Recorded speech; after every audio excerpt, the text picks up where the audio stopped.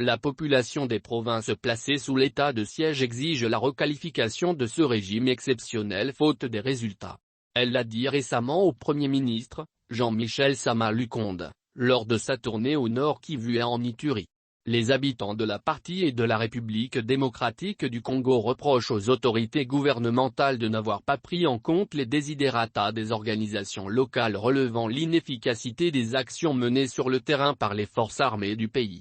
Des sources concordantes ne cessent de faire état de l'évolution négative de la situation depuis l'instauration de l'état de siège.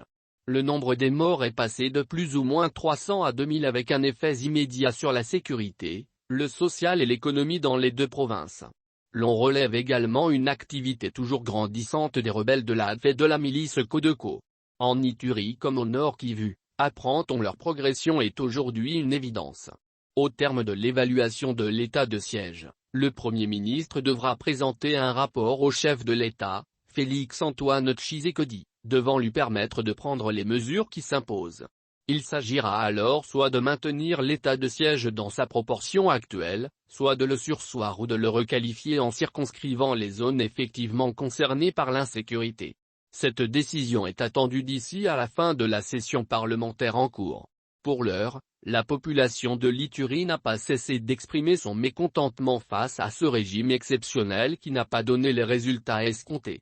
Aussi, certains élus ont déploré le fait que les recommandations de l'Assemblée nationale demandant notamment la requalification de l'état de siège n'ont jamais été prises en compte par le gouvernement.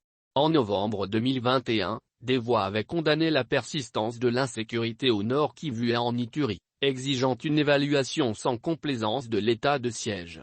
L'Assemblée nationale avait voté la 11e prorogation de l'état de siège sur fond de contestation, les députés de l'Ituri et du Nord Kivu ayant décidé de boycotter la séance pour exiger un plan de sortie de cette mesure avant toute prorogation.